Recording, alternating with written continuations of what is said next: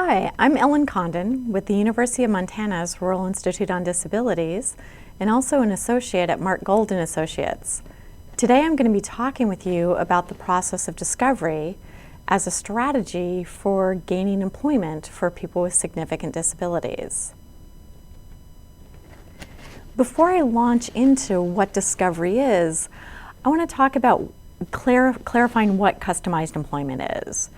And customized employment is a very effective strategy for gaining access to paid community employment for individuals who don't compete well.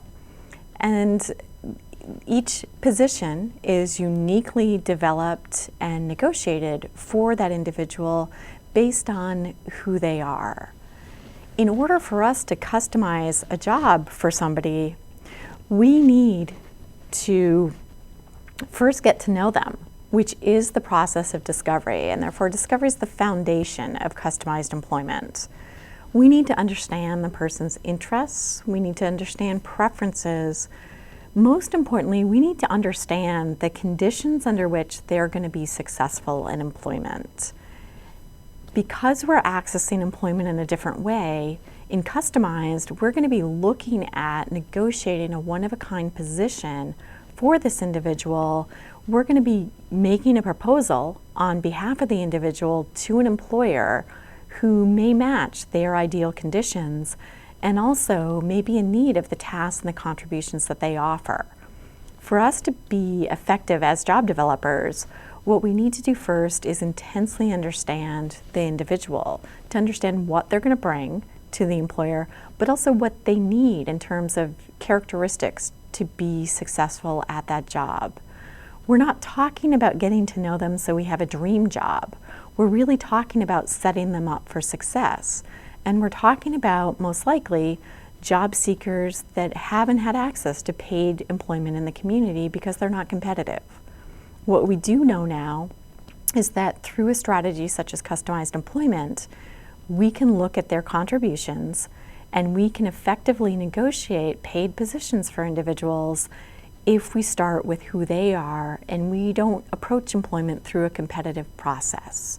So today we're going to be talking about discovery. Again, I need to know what the ideal conditions for success are for each individual. And so I'm going to be looking at getting to know what their impact of disability is. What characteristics do they need in a work environment to be successful? How predictable does it need to be? What do the tasks look like? Are there work materials that would be effective for them, work materials that wouldn't work for them? For instance, I'm working with a woman right now who seems to interact better with materials that are far more rigid. If the materials are too flexible or flimsy, then she has difficulty manipulating them. For somebody else, the ideal condition or a ideal condition for success may be the amount of movement involved in their job and their task and the ability to take quick breaks to go walk around. For somebody else, it may be that we need to understand how concrete their tasks are and that it's very clear to them what's next, when the task is finished, and how much they have to complete. So as we're trying, that's the ultimate of what we want to find out. And so in discovery, we're going to be looking across the entire life of this individual. So things that may not appear to be employment relevant initially are going to lead to, they're going to give us clues about what this person needs in terms of ideal characteristics of employment. So one area is the individual's complexities. You know, many people have been screened out of employment previously because of behavioral challenges. What I need to understand is, what environments do we avoid? You know, is this somebody that just isn't going to be successful in an environment with a lot of breakables in it? We're looking for a sturdy environment. Is this an individual who certain sounds, noises, lighting, smells lead them to be unsuccessful? So we're going to avoid those. You know, again, it doesn't matter that the person has a behavioral reputation or a challenge, we need to understand its impact, how to prevent it, how to support the person to avoid it or to manage it on the job, and also identify employment environments where it's not going to have major impact. It's not going to lose the person the job if it happens. We also need to know, we're going to be asking questions about the person's responsibilities. We're going to be looking across home, we're going to be looking at school or in an adult program if that's where the individual is now, or possibly they're volunteering or participating in their community. What kind of tasks and responsibilities do they have? And again, we don't want to state whether or not they can do it, we want to look at what they do. And the reason for that is that we want to look at what are the skills that they're exhibiting through that performance, through those tasks, through those responsibilities. What are we learning about how to set them up and prepare them for success? Is it this person does remarkably well with a checklist, either in pictures or in words or using their iPad to sequence tasks, and they're totally independent that way, and they fulfill these responsibilities at the public library perhaps.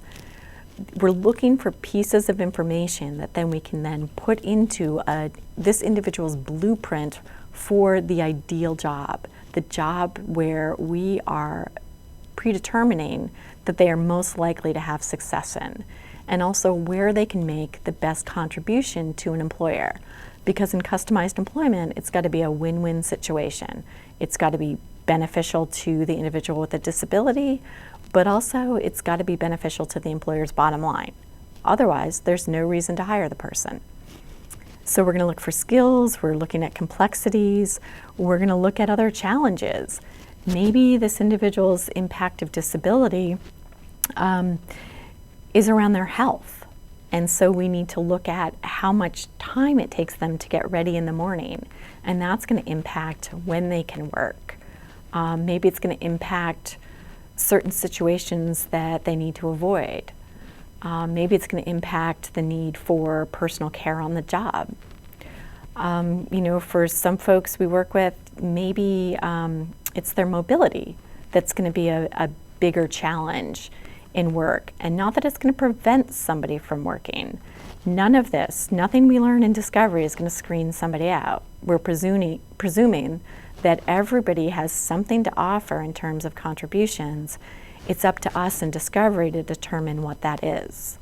So if somebody's got some impact of mobility due to their disability, I need to look at how accessible the environment needs to be, and what specifically does accessible mean for this particular person. How big is the restroom? How much room is there around their desk to get to the materials? What height level are things needing to be placed? What kind of supports do they need from coworkers? All of that. So in Discovery, we're really looking at understanding all pieces of the person, and we're really thinking about this person as a puzzle, and it's a challenge for us to figure out what all the pieces are that are relevant to employment that we need to understand and gather to help us come up with this blueprint for an individual job for this person. Now, Discovery, one of the nice pieces of Discovery is that this can be used as an alternative to more traditional assessments. And let me explain to you how this is different. With a traditional assessment, many times they were used to determine whether or not somebody was ready to work. Discovery never screens anybody out.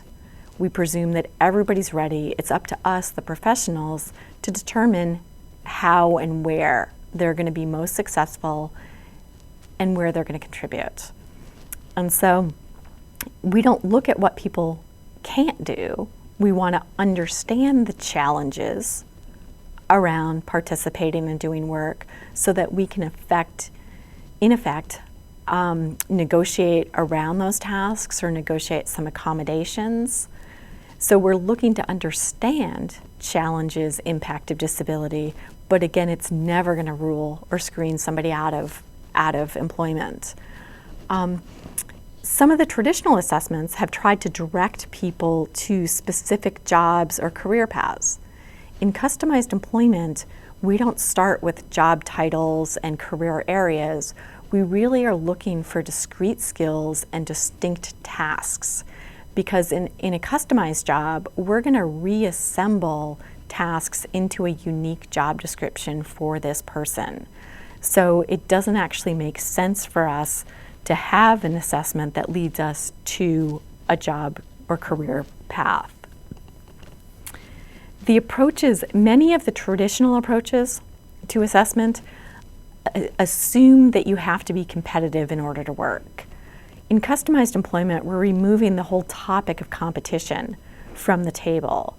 We don't want to go approach employers who are hiring. We don't want to start with an existing job description because then our individual has to compete against it. And typically in a customized, we're representing somebody who doesn't compete well.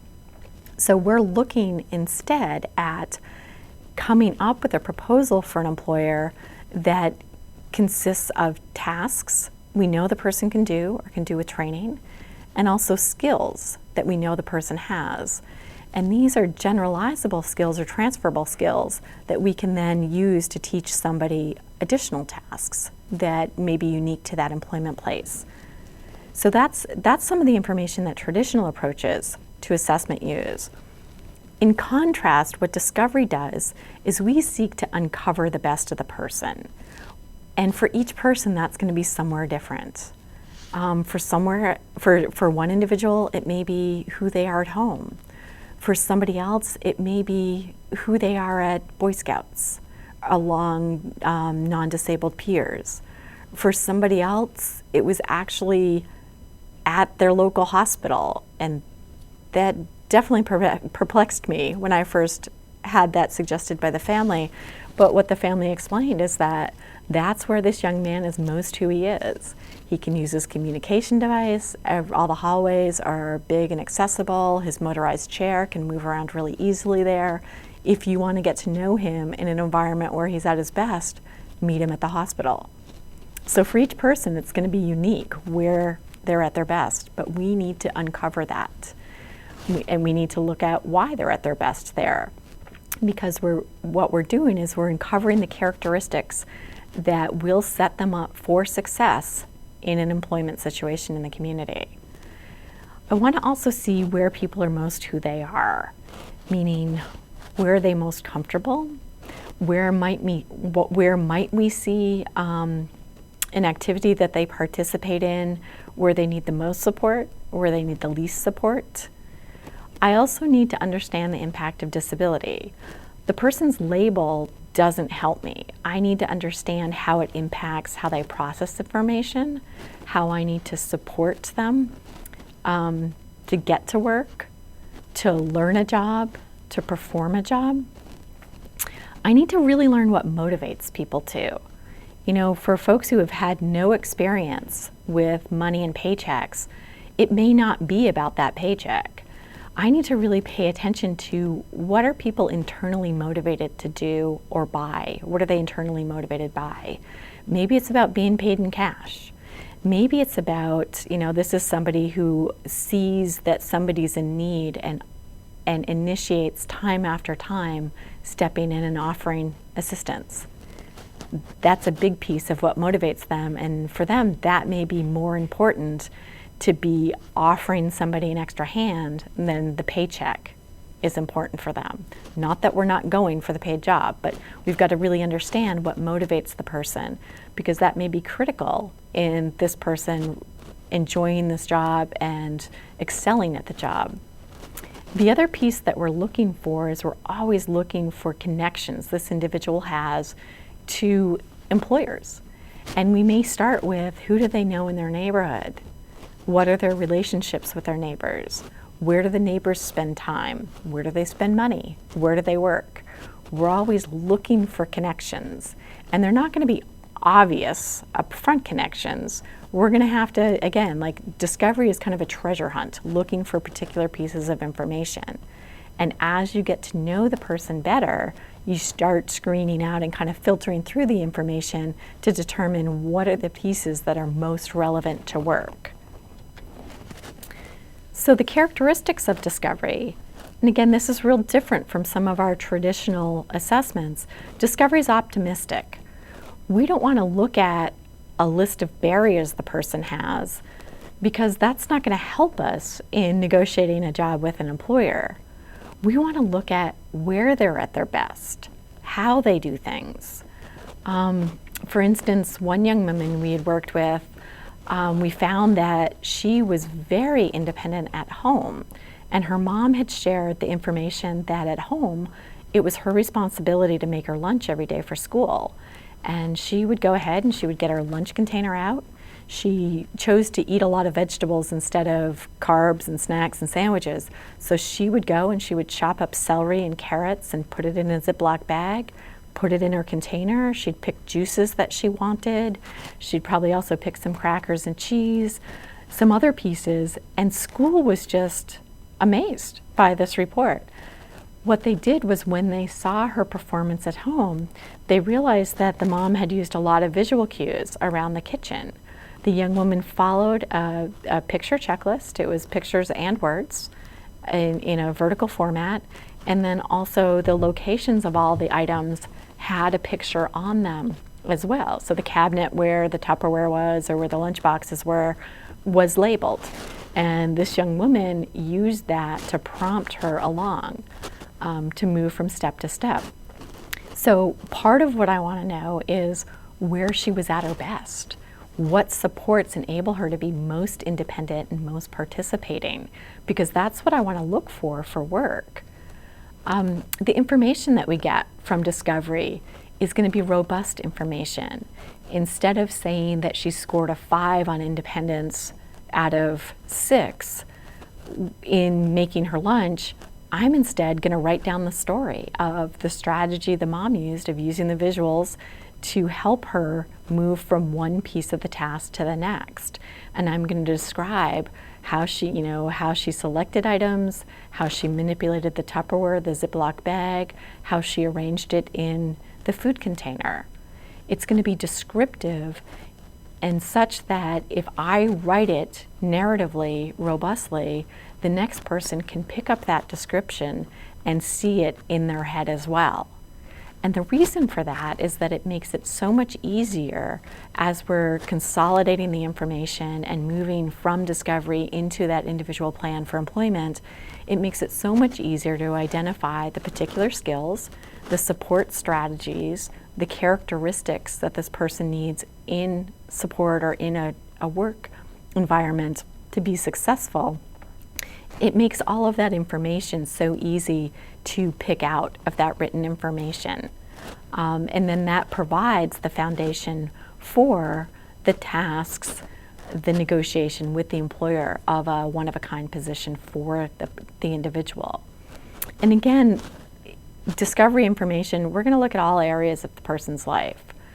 It may not look, for instance, I just met a young man who part of who he is that daily he will get on his motorized trike, he will drive it 15 miles through rural Georgia, and he will go to the pharmacy and pick up prescriptions for his mom and then drive the trike back 15 miles to home. The other piece that he does, which doesn't seem employment relevant at first glance, is he will, whenever somebody is sick or has a birthday or has an anniversary, he will remember that. He will drive his trike again into town and he will purchase the appropriate card, greeting card. He will drive back. He will place his return address label in the top left-hand corner and ask his mother to address the card to the person. He'll stamp it and then mail it.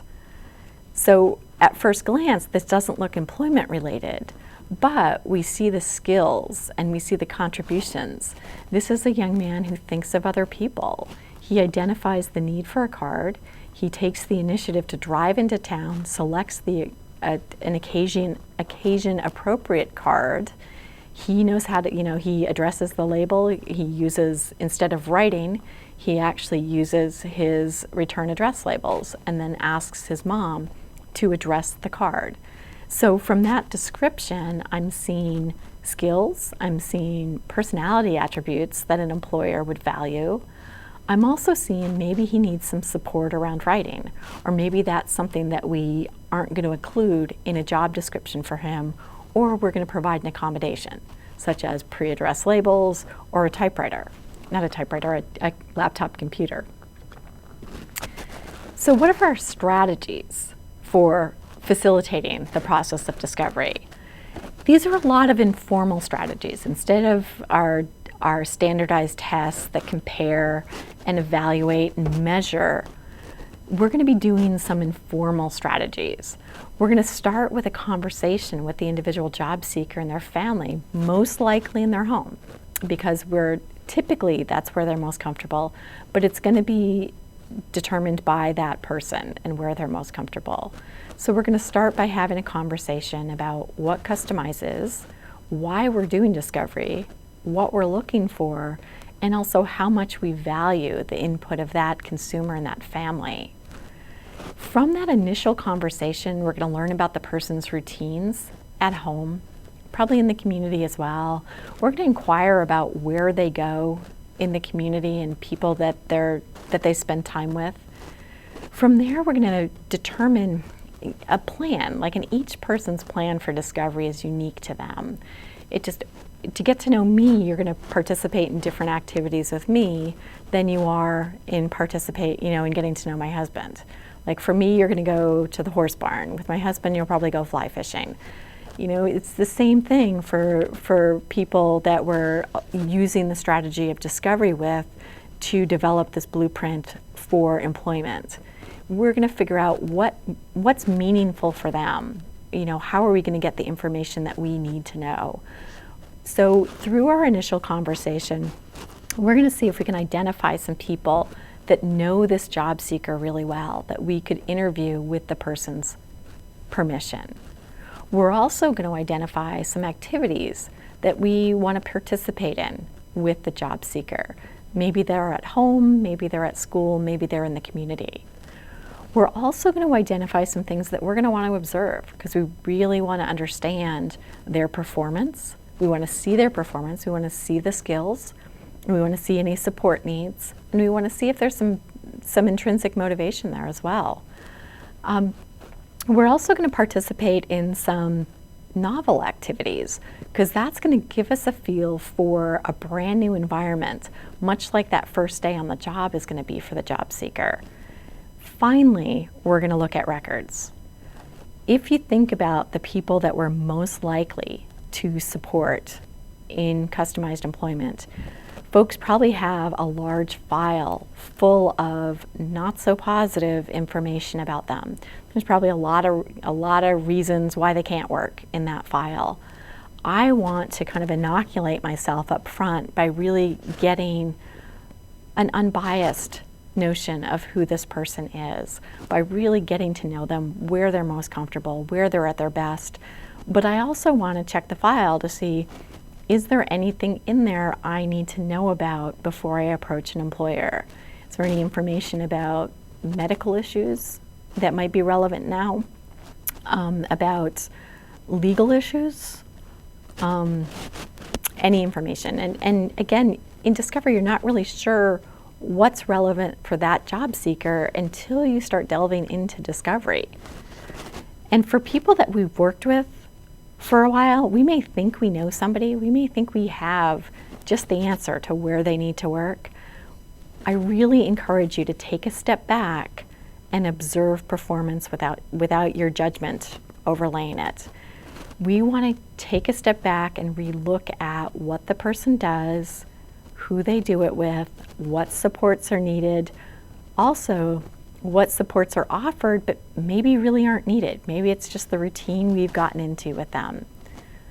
Also, people are going to come with backgrounds and assumptions about them.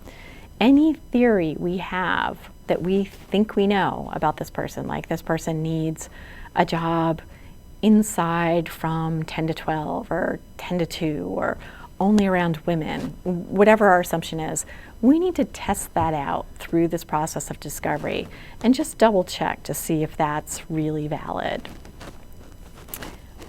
Because many times we assume what we see is what we've got. But, just think about all of us. My behavior in one setting is going to be different than at home. And we find that time and time again with students and with adults with labels of disability. They are influenced by our expectations and the environment's expectations.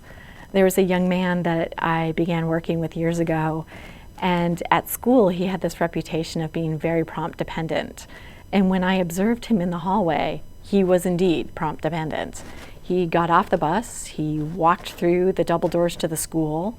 The paraprofessional was standing by his locker, so he walked up to her and he stopped. And then she would say, "Go ahead and open your locker." He would open his locker and he would stop. And then she'd say, "Take off your coat and put it in your locker." And you kind of get the picture here. He waited to be told each step of the way. And so the school assumed that's who he was. When we saw him at home, his performance didn't look like that at all. If he wanted a snack, he went and got the snack. If his little sister needed some help from him, she would approach him and ask him, and he would help her out with things. She approached him and wanted water balloons, and so they walked off to the house and filled the balloon with water, and then if he needed help tying it, he would ask somebody who tied better than he did.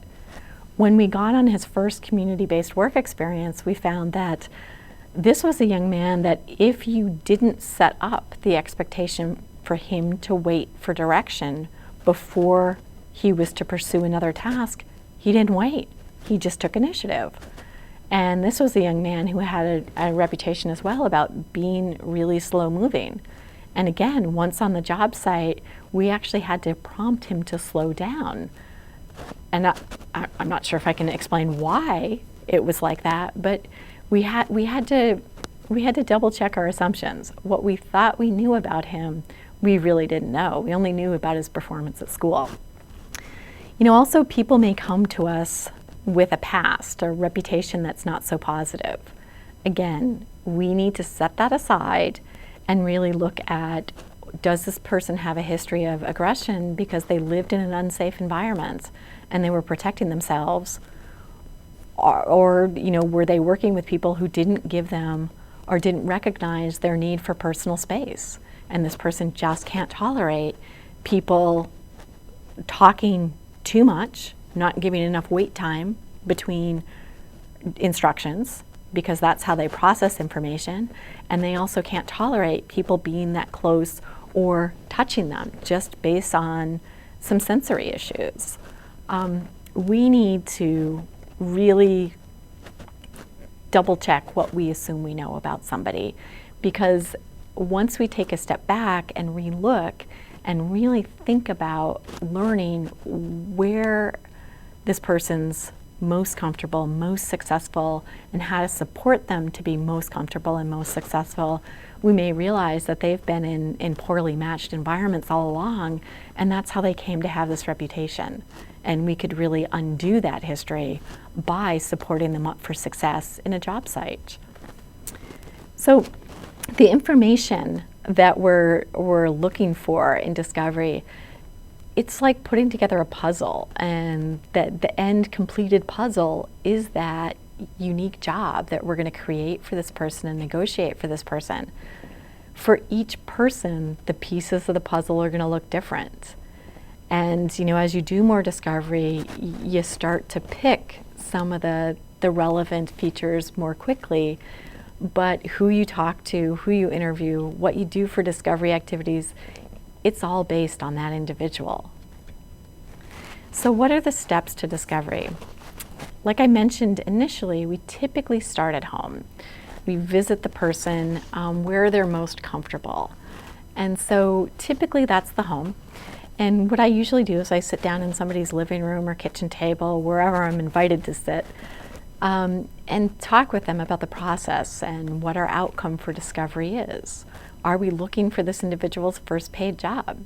And explaining that they don't have to compete. We're going to design something in a situation that makes enables them to be successful around what they can do. And so we've really got to spend some time getting to know them. I'll ask about the person's routine.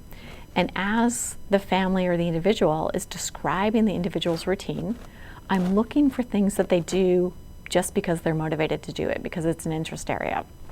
I'm looking for support strategies that are used. I'm looking for supports that may be provided, like, maybe the parent wakes the person up every morning, but what we realize is they've never taught the person how to set the alarm on their phone or the alarm on their iPod. And so we can just build that into something new we're going to try with the person, because again, it's going to be real relevant to work as well.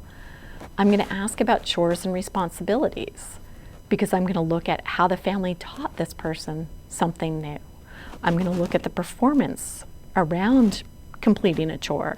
I'm going to look at the skills that might be evident by watching performance doing chores, and also some tasks. I'm also going to look at what activities the person does at home and in the community, because I'm also, in my head and also on paper, I'm coming up with an outline, an itinerary for what I'm going to do for further discovery for this individual. And so again, it's all based on who they are.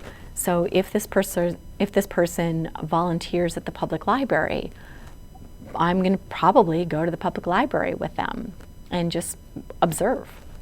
If this person goes to the theater occasionally, and that's one of their favorite activities to do, I may set up a time where I go to the theater with them.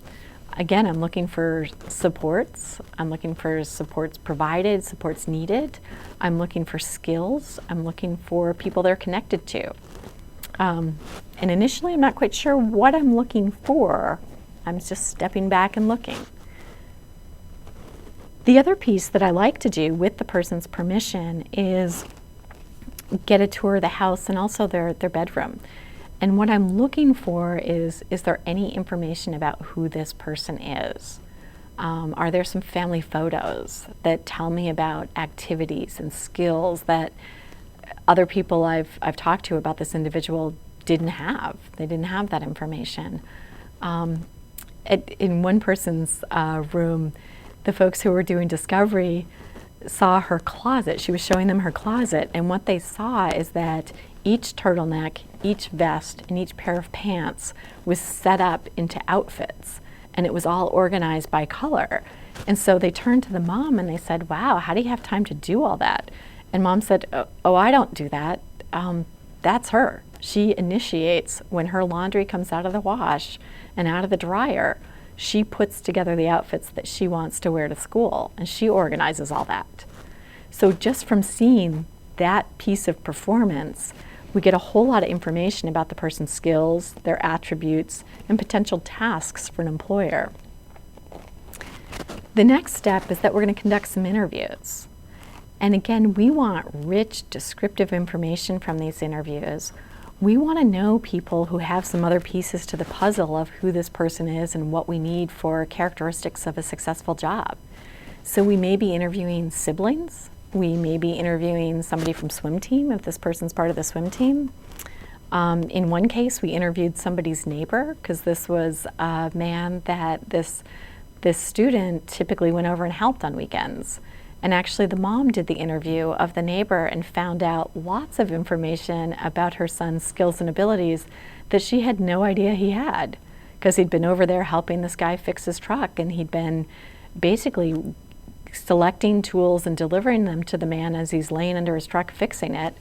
And nobody had any idea that this young man knew the names of tools or where they went and could go get them and return them to where they went upon request. We might interview past support staff, job coaches, employers, anybody who has a piece of information about this individual. And so some tips to conducting an interview: we really want to sit back and let who we're interviewing speak. We want to try and not lead them. And we also want to start with some open-ended questions. And now, if people aren't familiar with the process of discovery, they may assume that you just want the answer. And you really don't. You want them to describe the performance if they express an opinion about somebody, about a skill, about a support need, we really want them to expand on that, because anything that we record in discovery, we want to make sure that we back it up with some data. Either we saw it or somebody shared that information, but we want to make sure that it's not just a past reputation, it's a historical piece of information. We want them to describe what they saw. So if somebody says, oh, this person's really prompt dependent, you're going to need a job coach with them all the time. My question back is going to be, can you describe to me what you see on a given day when you're working with them? You're going to capture that information. We're going to ask, can you give me an example of that? If they say, this person loves kids, can you tell me what they do around kids? Because just because somebody has an interest, we want to make sure before we go to an employer that we know they have skills and abilities, and we've got some tasks to really offer to the employer, and we really understand the features of an environment and of the job that are going to lead the person to be successful. So it's going to be a conversational tone, even though there may be some specific pieces of information that we are looking for from that individual. There's going to be a reason we selected them to interview. The other piece, the next step for discovery, is thinking about what are some familiar activities that we want to either observe the job seeker in or participate in with the job seeker. And again, this information typically comes from hearing about their routine at home, at school, places they go in the community. For one individual, a team of us were doing discovery at her house, and we asked the family, what would she do at home that would give us the best information about who she is? And they said, every Sunday morning, she makes a meal in the crock pot before we go to church. And she's learned to make tortilla soup. So why don't you all come over to the house and have her make tortilla soup? So we saw, how she referenced the written recipe. We saw how she located things in the freezer. We saw her strategies for measuring, for testing all of the tortilla soup. And then her mom said, oh, do you girls want a copy of the recipe? And we all said, sure.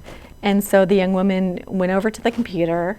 She turned on the computer. She found the file that had all the recipes that her sister had collected in the file. She then found soups, scrolled down, clicked on soups, scrolled down, found tortilla soup, and then she said 3 copies, and her mom said, yeah, 3 copies. So she inserted the number 3, hit print, and handed us each a copy. So throughout that activity, which was meaningful to her, we saw lots of information about skills, about interests, about performance. We were able to interview her mom, in addition to observing the activity, about, how did you teach her to measure like that? And her mom said, I have a vision in my head of how you measure dry ingredients, and you scoop them out, you level the top with your knife, and I just continually repeat that, starting maybe with a visual, then providing some physical assistance if needed, until she has it down, and then I back off. So again, you're looking for all these pieces of information that are going to help you identify the characteristics of that successful job for the person. You're also going to participate in some unfamiliar activities. And this may be something the person has wanted to do or has an interest in, but they've never participated in before. For example, for one person, what they chose to do is they wanted to shop for a dress, and it was going to be in a store that wasn't in the town where they lived. It was somewhere they were visiting with family. And so it was an activity that made sense to the job seeker, but also was in a very unfamiliar environment. And part of what we were looking at was, how did this person respond to some of the natural cues in the store? It was a familiar chain, but the setup of the store was different from the store she was used to. And also, obviously, she didn't know the people who worked in the store. Would she find what she wanted? Would she ask for assistance? And all that information we were going to then translate into possible support needs and strategies for her first day of work, which was going to be obviously was going to be unfamiliar to her if it was the first day of work. So tips for observations. What you want to be thinking about is you're observing the person, and you want to remove yourself from the observation. You want to step back and just capture the facts about their performance, about the environment, about what happened. We want to make sure that we're not stepping in and having our judgment bias the observation. So think about just capturing just the facts. If I'm observing somebody making tortilla soup, I want to describe what she did in a way that somebody who wasn't at that house that day can pick up that written description and see it in their heads as well. I want to have enough information in those observation notes that you can determine whether or not the person was motivated to perform that activity, to participate in that activity. Did they stop and need to be reminded to keep going between every step? You know, without saying it, it would kind of look like they weren't very motivated to participate, or there was a frown on their face the entire time. I want to be able to indicate that through factual description rather than using adjectives, rather than using judgment. I also want to be able to capture information or describe information that leads the reader to identify, was this a quality performance? What kind of pace does this person work at and move at? What was the level of correctness and quality in the work? Also, how long did they work for? How much did they perform? And we don't want to use, adjectives like they performed quickly and they were on task. That doesn't, what I think is quickly and on task may be drastically different than what somebody else says or thinks. Instead, what I want to look at is how many pieces did they do in a given time period? Was every folder that they collated exactly the same? What kind of support was needed or offered? Again, these are all clues that I'm going to use as the job developer later to create that puzzle of what this final job that's well matched to this person looks like. I'm also looking for skills and tasks that the person exhibits. And also any connections. Are there any people that they're interacting with? Say we're going to the YMCA to participate in a dance class with somebody. It seems like they have a really strong relationship with the person running the dance class, and there's some other woman in the class who calls this person over right from the start and just starts providing some natural supports. Probably that person's going to be helpful in job development, even if they don't even know anything about job development. My guess is that they like this person, they've initiated help in this person, and I'm curious to know where they work and where everybody else they know works. So those are all the pieces you're looking for as you're doing observations. But I guess the big piece is to remove yourself, the person doing the observation, from the activity. You really want to capture information that's non-judgmental and very factual and descriptive. So the next piece is that from looking at what you see, your descriptive information about what a person does, you're going to draw out the tasks and look at what tasks the person could do with training. You're going to look for the skills involved in performing the tasks that they do. And then you're going to generalize the skills to additional tasks the person could do. For instance, I was at somebody's home the other day and they saw somebody's lunch bucket on the floor in the living room. So they picked up the lunch bucket and initiated walking out to the garage to put it where it belonged. And what we see about this person is they identify when things are not in their place. They are driven to put things where they belong. And so part of what we're generalizing, or how we're generalizing this information to the future workplace, is that we're looking for a place where all the items, whether it be work items, whether it be products, whether it be items that are being sold, they all have a specific place where they're supposed to be, and they get messed up frequently. So there's a need to get them back in their place. Part of just seeing what he did at home is leading us to that task and the need for that skill in a future position. So finally, in discovery, we're going to look at the records. But again, I really caution you, unless there's a piece of information in those records that you need to keep yourself safe and the individual safe in the community, that you need to know before you get to know them, wait until after you have a better impression of who the person is. But you're going to look for, is there some medical information, maybe some information on an individual education plan or an IPP? Is there a vocational assessment, maybe a psych eval? And only, again, what you're looking for is any of this information relevant to who the job seeker is today in terms of employment? That's what you're looking for.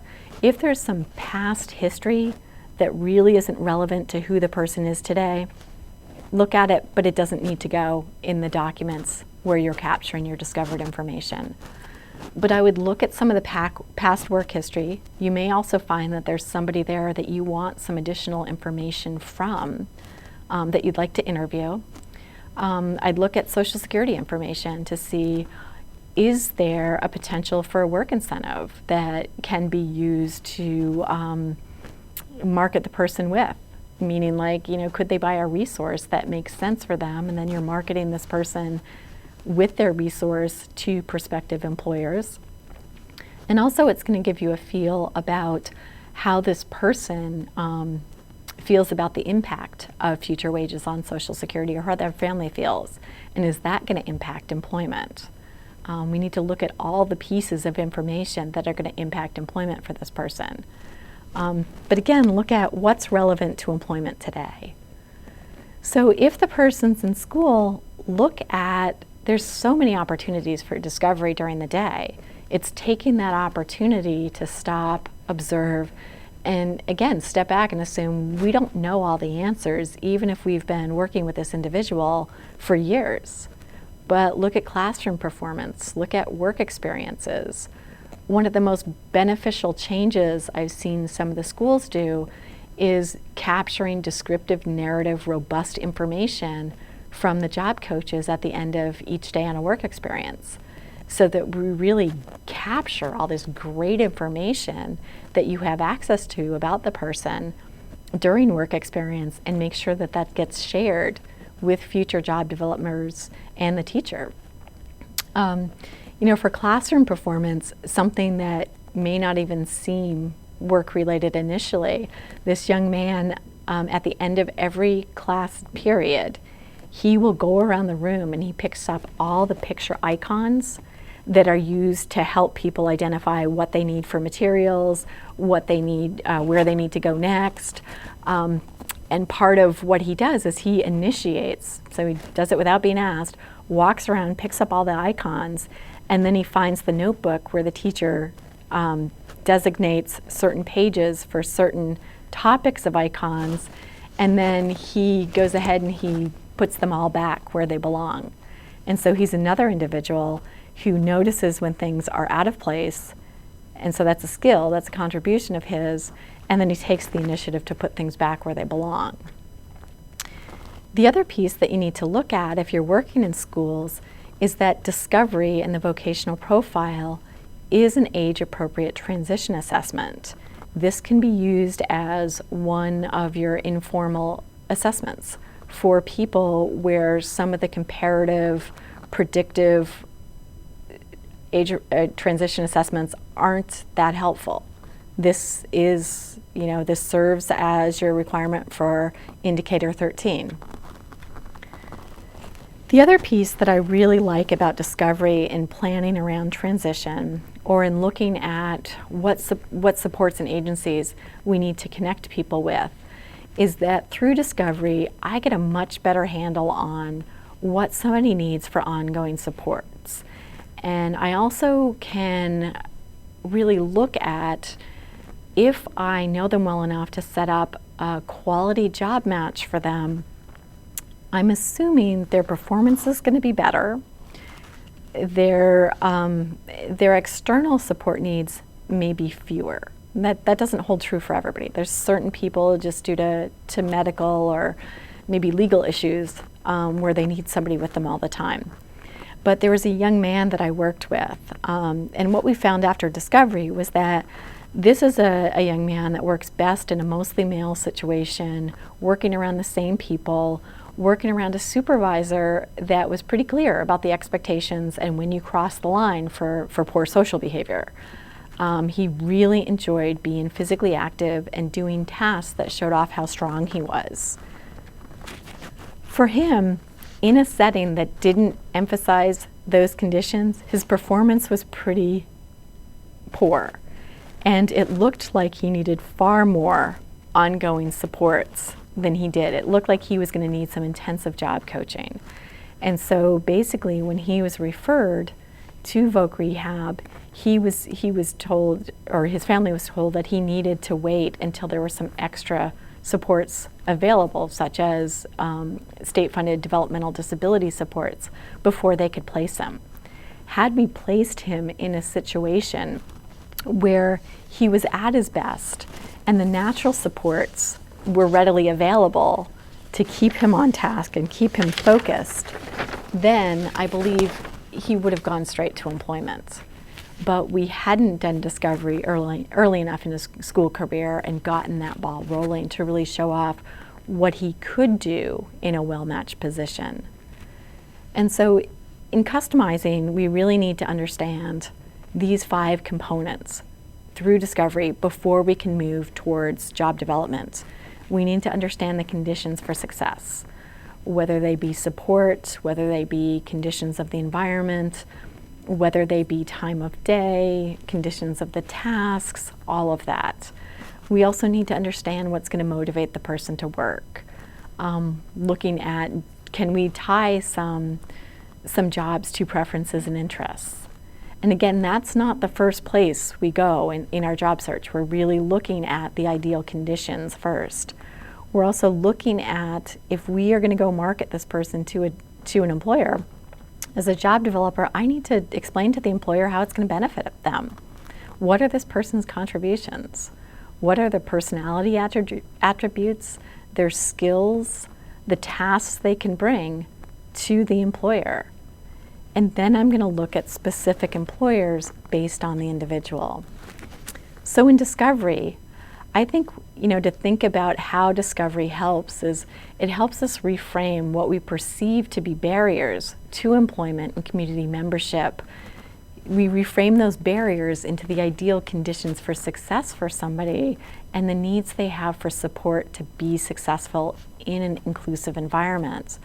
And so in discovery, we focus really on how somebody can participate, not why they can't. So I'm going to leave you with a few resources that have information about discovery and about customized employment that you can download, you can share with families, with job seekers, with other staff. And so the first one is the Rural Institute website, and that's the University of Montana Rural Institute. There's lots of products and webinars archived there. Also, Mark Golden Associates has a lot of articles on customized employment, and also discovery. Griffin Hammis has loads of information on self-employment and wage employment, all around customized employment. Lots of training opportunities through there as well. And then the Office of Disability Employment Policy, ODEP, has some DVDs that are downloadable so that you can share with employers, with families about customized employment. There's a lot of fact sheets archived on their website, as well as a toolkit for employment. So please check out those resources, and thanks for tuning in today.